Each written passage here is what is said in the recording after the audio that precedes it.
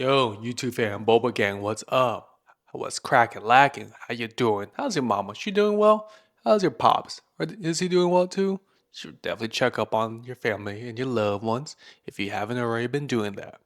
So I haven't done this one before, but I figure I'll give it a shot. And this is basically a vlog of things I've been doing up until since I started this YouTube journey. So in the past like few months, there's been a lot of things that's kind of been working, like a lot of gears grinding, a lot of networking, a lot of this daily grind. So for those that know who I am, I'm Brandon. I have a little boba shop down in Virginia, and this past year I've been doing a lot of farmers market, a lot of festivals and events, and this year I'm looking to really ramp it up. So right now the season's about to start up. Of course, there's always farmers markets to year round, but there's some of them that are just a little bit more, I'm gonna say higher volume for the most part. Getting a lot of these festivals and events coming up and really trying to make sure that I'm able to staff each and every one because for the most part, it's just me going out there by myself, as a solo entrepreneur. So yeah, my shop, is still running well on its own without me.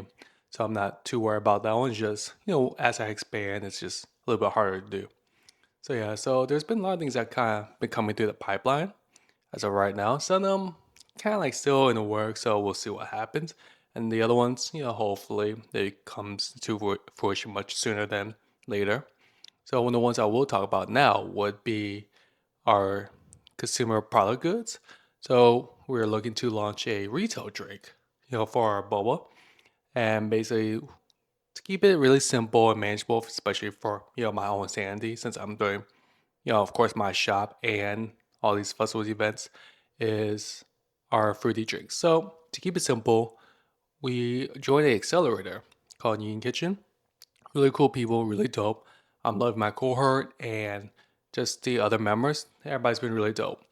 And one of the things that we're looking to launch would be our retail bowl drinks. So that way we could get our bottles into various stores and really try to build up the name of Koi Tea a little bit more. So for that one, basically we're going to be launching with three flavors. The Dragon Blood, which is strawberry dragon fruit lemonade with strawberry poppers. The Berry Good, there'll be blueberry raspberry with blueberry poppers. And the last one will be our Sweet Vibes, a mango pineapple lemonade with mango poppers. The reason why we decided to go with lemonades is because one is like one of the easiest things that people kind of recognize. Okay, cool. Is a fruity flavored lemonade or popping boba. That one's just easy for people to kind of know. And for those who had never had it, it's like, okay, it's a lemonade. Well, what could go wrong? So it's just really trying to entice those type of people. And with lemonade, it's just easier to manage for us. Whereas if we go through and let's say do like our horchata in a bottle or can or whatever, it just creates more layers and having to figure out what we can and can't have in it while make it feel authentic while tasting like a koi tea drink. So yeah, so there's that, and of course there's all the other brands out there that has a milk tea, that has a taro, that has a Thai tea, a matcha, honeydew. There's plenty of other brands that I even reviewed that you would see in the market. So I want to do something a little bit more different to the lemonades.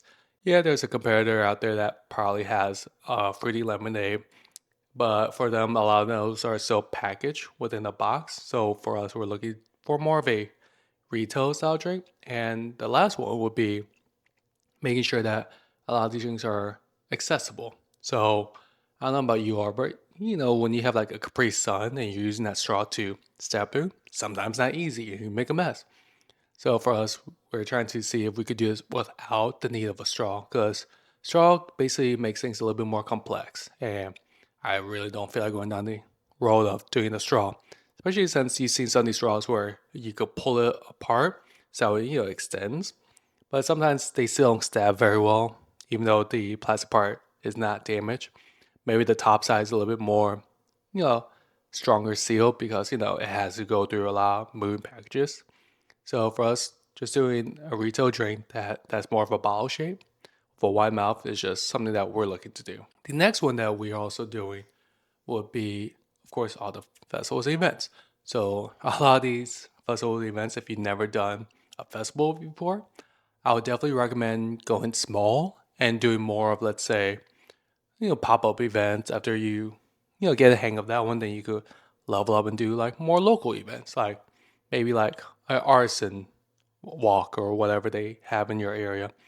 And of course, farmers market. That to me is the next level up. With the farmers market, that's where you already should be getting a commercial kitchen or at least have a college license if you didn't already have college license previously with the other items. Not saying that you don't need a college license. You probably should get a college license if you're trying to work from home, and try and test out the idea. I just don't think that you need a college license if you're doing a one-off event and you're really not sure if you're going to actually pursue your side hustle of whatever baked goods or tacos, drinks, whatever you're looking to do. So I would definitely say college license will be a good thing to have if you think you're going to be doing this for a while. If not, then you could just probably skip it. Not legal advice. Definitely not legal advice. So yeah. So definitely look into farmers markets first, and then once you feel like you've done enough of those and you understand how farmers market work, then you could probably go up to a festival. Now then, not all festivals are created equal, okay? So you gotta make sure that with a lot of these festivals that cool, is there a number of people that are gonna be there? What are the hours? What's the payment cost? What's the attendance level? So for us, a lot of the festivals that we're gonna be doing is gonna be some are gonna be like smaller, let's say maybe like a 600 people attendance to like a few thousand. So one of the festivals that we'll be doing is one of our popular ones that we've been doing for a while is the Arts Bloom Festival with the Fresh Farm. So yeah, that one's gonna be in the Mosaic District. So that one, whenever I do it, we always sell out, and I like those. I'm just completely unprepared for when I first did those, and now that I've had a few of those festivals under my belt, I already know like what to expect and see how I could continue making food as the event goes on, or not food, sorry, beverages as the event goes on. So that one to me is like an example of if I started that one right off the bat, probably would do terrible. I'm gonna be honest. When I very first did it, I could have done even better if I had expected, if I had really had like better expectation. Because when I first did that festival, it was like one of the first festivals I did in a long time. So I wasn't sure like, okay, how much I should make, how much I should do, because during that time, I felt kind of like an imposter in a way, thinking that my drinks are not good enough. There's so many other available shops close by that they could go to. Maybe they don't want my drinks. I'm from a smaller area that people don't even consider Nova most of the time. So it's just stuff like that kind of got to me when I was doing my festival. So to avoid that, try the smaller venues first. Try the smaller events. Try the farmers market. So for us, that's something I'm preparing for. And then right after that, we're doing the Sakura Matsuri. For those that are not from the DMV, it's a pretty popular Japanese event that happens once a year because that's when the cherry blossom blooms. And it's a very large event. It's basically held typically on Pennsylvania Avenue. I think there was like a few times where I was off that area and went over to Navy Yard for a little bit, but I came back. Anyway, so we got into that one, and they are forecasting around 30,000. So 30,000 attendees. I'm like, wow, that's a huge thing. So if I get a video out there, fantastic. If not, I'm so sorry, but know that I love you. Okay, know that I love you. I don't have much time.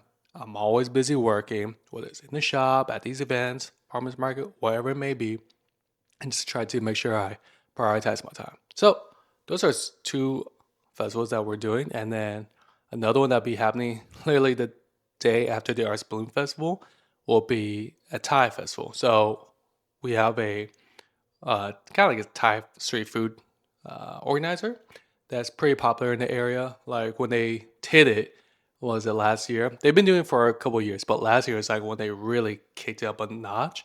And you get all these Instagram influencers coming over talking about it. And that location, oh my goodness, they had like probably literally 2,000 people that descended into this temple. Okay, the location of the temple is basically kind of like halfway between a business commercial area and residential. So because it's 2,000 people, this place could not hold that, and it was chaos. I feel bad for a lot of the vendors, but I also feel happy for them because that's a lot of business to get. So yeah, so we were fortunate enough to get into it. It's a very long tangent, but basically, I randomly met the organizer by accident, started talking to them, and they saw that I was willing to be helpful without them asking me for anything, because I was just visiting and they didn't really know who I was. But I'm just like, okay, cool. I'll help make coffee. Okay, cool. Let me just help you move chairs. Oh, let me just sweep this area. Just showing that I'm a community member without thinking that I was gonna get anything out of it. I was just like, just there, just because whatever. I'm not doing anything. I'm just eating. So yeah. But long story short, I showed my character of the type of person I am, and they were like, "Oh hey, you know what? Come on in, come through, come through." Now then, that's not gonna work for everywhere, but it does help the organizer know what kind of person you are if that's in your character. Don't fake it if it's not part of your character. I'm excited for that event, and we have several more events and several more festivals coming up that'll be taking a lot of my time. This takes a lot of energy from us and from my crew.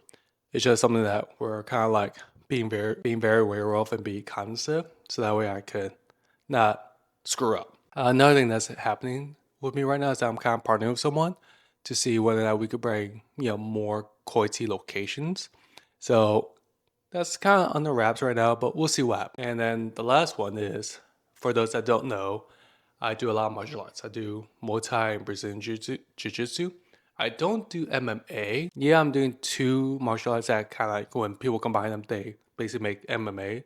A lot of times it's one of those things that people recommend, but as of right now, I don't do actual MMA, which is different from how you do like BJJ and Muay Thai, as they're completely different, fighting styles. So yeah, so one of the things that kind of been hindering me a lot for my own fitness journey has been, my shop. It's been taking a lot of the time. However, though, the Muay Thai Development League, which will be, having like a few different kind of like sporting events throughout the year, so I could go in there and see what I'm good at, what I'm not good at before I actually try to compete. A actual Muay Thai tournament or maybe an actual fight, and of course do a little bit more jiu-jitsu. But of course, with everything I'm doing aforementioned, it's gonna take a lot of time. And probably the last one that I'm kind of working on at the moment is trying to get, my calendar booked up more with more festivals and events. And then hopefully we'll see how this one goes because I've been in talks with them, but see if I can get like a few ice cream trucks to join and turn into Koi Tea trucks. I'm not sure how that's gonna work, but yeah. So it's just a lot of things has a lot of moving pieces, and honestly, I really want to like break a lot of these pieces down throughout the years, rather than try and have them all happen like within the past like few months or the past like year or some change. Yeah, these are a lot of things I was trying to do, slowly build up, but with the pandemic, it basically side skirted everything that I was working on. So I'm like, all right, you know what? Screw it. Let me just go ahead and throw the paint to the wall and see what happens, see what sticks. And that's one thing I want to communicate to you all is, whatever comes down your path, you know, just keep going, just keep trying. All right. If this one doesn't work, cool. Move on to the next one. Don't dwell on it. Just keep moving. Take whatever lessons you have from it and continue moving forward. Maybe something happens down the road where it's like, oh, hey, this particular skill or this opportunity that I originally thought was closed, I'm able to use again. A lot of the skills I had back when I was in tech, I could move it into Core T. So like networking was one thing I haven't done in so long. So, but it just naturally turned back on, and I just basically use that skill again, and that's how I've been getting to a lot of these festivals and events. Because I know the people that I have to go talk to get into it. So yeah. So just know that a lot of this stuff I'm doing is tiresome and it's crazy. So I'm definitely going to make sure I keep up with these YouTube videos and try to put more things out that you all like. Since this is the first vlog I'm doing, I'm not sure. Maybe y'all feeling it, maybe you're not. But please let me know. And I just want to do a quick shout out to all my customers that still go to my shop while I'm not there. Thank you so much. I appreciate it. I appreciate you. I see you. I see you. But yeah. But hopefully I could run into y'all a little bit more often. And don't forget, I still remember most of your drinks. Most. But yeah.